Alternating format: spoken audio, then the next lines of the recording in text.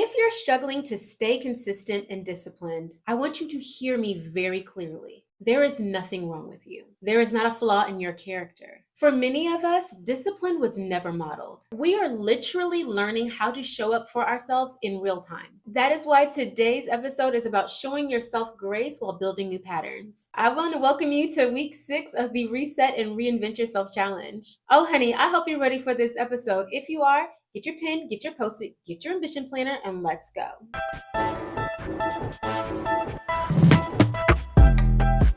Hello, Ambition Babes. Welcome back to my channel. My name is Dion, also known as the Face of Ambition, across all social media platforms, as well as wherever you stream your podcast. I want to welcome you guys again to week 6 of the 12-week Reset and Reinvent Yourself challenge. And honey, let me tell you, do not worry. If this is your first time seeing my face and you're like, this is week 6, I didn't know that there was week 1, 2, 3, and 5. There is nothing to worry about. You can start this challenge whenever you are ready. All you need to do is go to the playlist for the Reset and Reinvent Yourself challenge and follow the challenge week after week. This is a self-paced challenge to be able to become the woman of your ultimate dreams. And every single week, I am giving you tools, tips, and hacks to help you while you're on your reinvention journey. So if that is content that you are consuming, I'm so glad that you found this channel, honey. And today, I'm talking about something that I've spoken about a lot before, but in a different way. It's really come to my attention that I've never really been shown what discipline looks like. There were a lot of areas in my childhood where I saw consistency and discipline, but not consistently enough that made me feel like I'm not teaching myself in real time. There are so many ways that I know I need to show up better for myself, and I just don't have the tools to do so. So I'm expecting myself to show up being absolutely perfect. I say I'm going to work out, ding, 6 a.m., I'm in the gym. I say I'm going to eat a certain amount of calories and I never exceed it. I say I'm going to work diligently on a project until I complete it, yet I always get distracted midway through. And it's caused me to feel as if there's something wrong with me. I've tried to self-diagnose myself as ADHD. I'm Googling all of my symptoms and situations when really there's no problem at all. I'm building new patterns, skills, and habits that support me on this part of my journey. Because let me remind you, there are so many steps in your reinvention journey. Every single day does not look the same. Some days I'm working on my finances. Other days I'm working on my personal relationships. Then there are days I'm working on my parenting or reparenting skills. And there are other days that I'm focused on my spirituality. So depending on where I am in my journey, it is going to take a certain level of self-discipline and consistency that maybe I've never seen modeled before. I grew up with the mama that prayed by your bedside, and I always saw her on her knees, asking God to help us, to sustain us, to provide for us. And because of her actions, I saw God show up in my life over and over again. Therefore, my issues with consistency aren't in spirituality and even self-care, because those are things that were modeled to me when I was a child. But neither one of my parents got up first thing in the morning and went for a jog even if it was raining. That level of discipline was not something that I saw. Therefore, I had no rubric or even general understanding of where I was supposed to start. Each and every one of us has a different life story, but many of us were raised on survival mode, not success mode. If you were never shown how to stick to something, you're not broken, you're learning. A lack of consistency is oftentimes a trauma response that is rooted in self-protection, perfectionism, and in the fear of failure. So in this episode, I'm going to review why self-discipline is an act of self-love, why consistency is learned and it's not natural, how to rewire your brain to stay consistent, why forgiveness is your very first step to consistency and discipline, and some very simple steps that you can take to start rebuilding trust in yourself. Step number 1 in this process is to retrain your brain for discipline. Listen, sis, you're not lazy.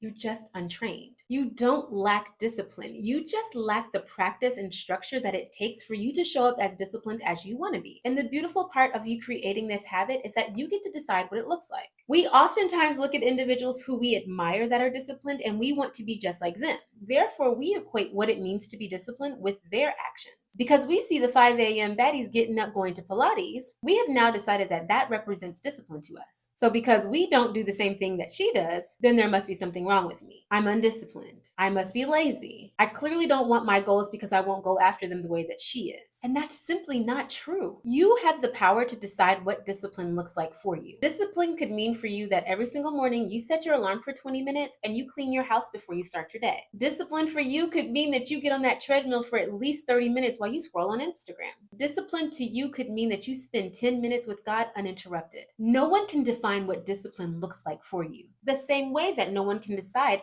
what consistency looks like for you. I hear people say all the time that you got to go to the gym every single day. And there are some situations where every day means every day, but does every day mean going to the gym every day for you? Perhaps consistency for you looks like going to the gym 3 times a week. Perhaps consistency for you means not eating every single meal out of the house. Perhaps consistency for you means not stopping at Starbucks every single day, but only 2 days a week. One of the reasons why we feel so unorganized, so unproductive, is because we've not defined what success looks like for us. What does discipline look like to you? What does consistency mean to you? The art of repetition actually carves out pathways inside of our brain. The more that you say you're going to do something and you show up for yourself every single day, you are putting the thing that you imagined you would do by saying you were going to the gym on Monday, Wednesday, Friday, with the action of actually showing up at the gym on every Monday, Wednesday, and Friday. Repeating this process over and over again is creating the pathways in your brain that you need to make this action a habit. Your brain is literally craving for habit. It loves the power to be able to do things without being told. The reason that we can walk, talk, and chew gum at the same time is because we've repeated this action over and over again. If we repeat the action of picking up our phone, looking at it every few moments, and we now know that we're creating these repetitive pathways in our mind, the fact that it doesn't seem like you can go a moment without picking up your phone and looking at it is because you've told your brain that that was what it was supposed to do. Studies have shown that it takes 23 minutes and 15 seconds for you to get back to a task once you've been distracted. When you consider the fact that studies are telling us that we pick up our phone anywhere between 350 to 1,200 times during a work day, coupled with the fact that it takes almost 23 minutes to get back on task once you've picked up your phone, there's no wonder we feel unproductive. Understanding this research should really make you think twice about how often you're picking up your phone and what that means to your productivity, how it plays a role into the structure of your day. For many of us, we feel so undisciplined because we can't seem to focus on the task that's before us. No matter how important it is, no matter how much more it would help me in my job and my career and even the bonus that I want, we can't seem to focus. But once you understand that you have made a complete habit inside of your brain that's addicted to picking up your phone multiple times during the day and how long it takes for you to get back on task, it's definitely going to make you show up differently. It makes you think twice about how many times you're picking up that phone, and perhaps you should leave it in your purse, a desk drawer, or in another room while you're working on hard tasks. Like I said, sis, you don't lack discipline. You lack practice and structure. Therefore, it is up to you to decide how you are going to build structure into your day. What does consistency and discipline look like for you? Once you have identified that, I want you to take a sheet of paper and fold it in half.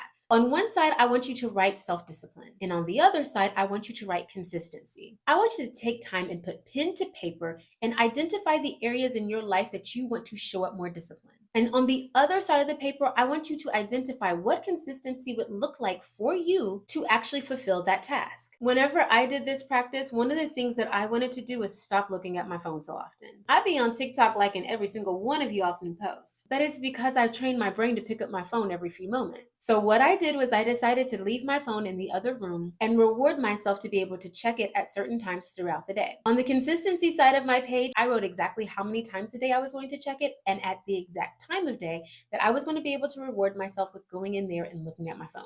You guys, it was so alarming as to how much work I was able to accomplish by doing this simple act. Even though I missed my phone and I thought about it often, I was ridiculously proud of myself for having the discipline to leave it in there and not go and look at it outside of the times that I said that I was going to. We have never defined what consistency or discipline looks like for ourselves. Therefore, we're acting like we're going to be able to achieve something that we've not even put words to. This is a simple activity that you can do for yourself, with the individuals that you work with, or with your family at home. We're starting to build the habits that we want to establish within ourselves and we want to pass on to future generations. Just like how when I was growing up, my house was always clean and my mother ensured that we stuck to a cleaning schedule, I've now adopted that same practice in my own home. And it feels as natural as walking and chewing gum. It's not too late to start building these repetitive habits with yourself, your children, your partner, or even the people that you work with. Oh yes, honey, we have to train the people we work with too. Step number 2 is to show up for yourself every single day. And in this case, every day does mean every day. In order to build consistency, it has to start within. How dare you ask someone to do something for you that you're not willing to do for yourself?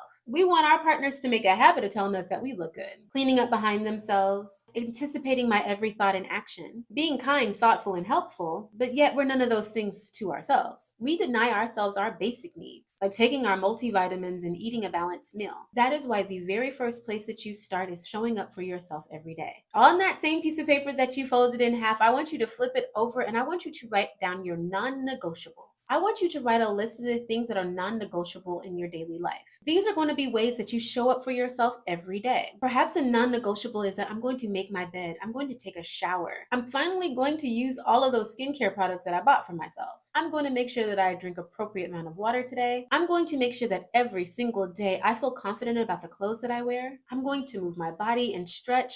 I'm going to journal. I'm going to prioritize my health by taking my vitamins, eating something green today, and limiting my alcohol. Making this short list of non-negotiables helps you to be able to identify areas in your life where you want to improve and level up. But I want to be extremely clear. This is not about perfection. It's not about checking off the list every single day, but it is about showing up for yourself in some capacity every day. I'm not saying that if you wrote 50 things on this list, you got to make sure that you hit 51. I'm saying that you do not have to get it perfect, but I want you to put forth an effort.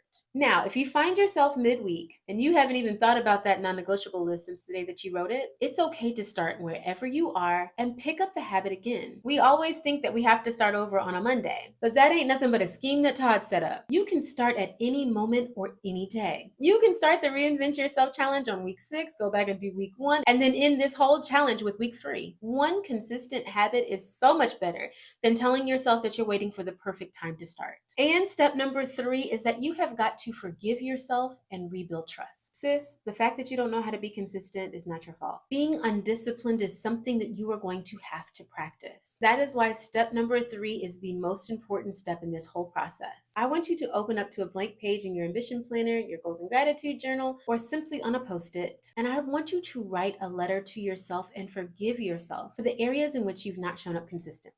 You know how important reaching your goals are to your success and to your confidence, but yet you seem like you sabotage yourself every single day. But today, I want you to forgive yourself. I want you to write a letter to yourself and go through the things that you know that you could have done better and forgive yourself for your actions. Before we can create healthy habits, we have to understand the areas in which we need to heal. You're looking around your house right now and it's filthy. And you're saying, Dion, I'm going to make a habit of cleaning up every single day. But first, you have to understand why it is that you're not picking up behind yourself. Why is it that you want to just take off your clothes and put them on the floor as soon as you walk in your house? What has happened that has made you walk away from that project and leave it on the kitchen table for weeks at this point? What has happened that has allowed yourself to gain 15 pounds over the last few weeks? What has happened at work that has made you stop caring about your productivity? What has happened in your marriage that has made you stop wanting to be intimate with your spouse? Before we can create a single habit, we have got to identify the areas in which we have been hurt and decide we're ready to heal. Oh yes, honey, healing is a decision. It's a decision that you get to make every single day, that you're going to forgive yourself, that you're going to do the work, that you're going to have the uncomfortable conversations, that you are going to look at yourself before you reflect on anyone else in your situation. Building self-discipline and consistency actually takes work.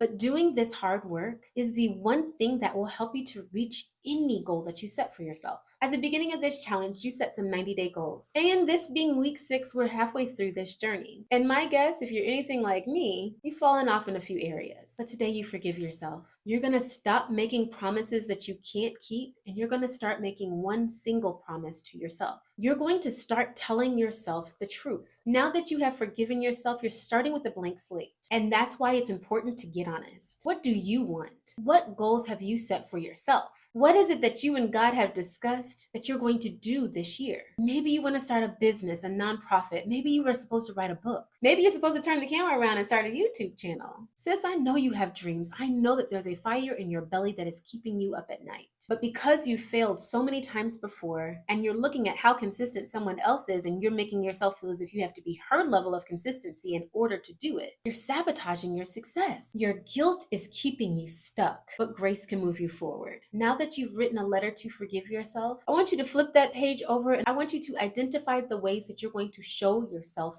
grace. I say this often, that grace has to be earned. We offer ourselves grace when sometimes we don't deserve it. This is what I mean when I say you have to be honest with yourself. Just yesterday, I stayed in bed past my workout alarm, and I was trying to negotiate in my head why I deserved grace. But there was nothing wrong with me. I was rested, I had my workout clothes laid out, I knew exactly what I was going to do the moment that I walked into the gym. Even though I was still laying in bed, I had more than enough time to get a workout in before I had to get to work. But yet I was trying to negotiate with myself why I deserved grace this day. And the fact of the matter is that I didn't deserve it. But on the other hand, there are times where you deserve grace. Only you know when those moments are. And I want you to be honest with yourself and offer it to yourself when you deserve it. Consistency becomes easier when shame is removed from the process. We're no longer holding on to shame, and we're giving ourselves the gift of grace. You've never witnessed consistency or discipline when you were growing up, and that's not your fault. But it can change today. With one simple decision, you can change absolutely everything. Oh, honey, I hope that you enjoyed this episode. If you do not have a goals and gratitude journal, you need to pick up one today. The hardcover version of the goals and gratitude journal are going fast. And if you've not picked up one, honey, you're going to want to do that today. Inside, you will find a sacred space for you to write out every single one of your 90-day goals, a weekly, monthly, and quarterly check-in, a habit tracker to stay on top of the habits that you are now building, as well as a space to write out your thoughts and feelings and your daily gratitude. Make sure that you click the link in my description to order your goals and gratitude journal today. And I cannot wait to write you a personal note as a thank you for making this purchase, for putting yourself absolutely first and taking the first steps that you need to take in order to reach your goals. Sis, I love you, and I pray that you are well and that you're doing something every single day to reach your most ambitious goals.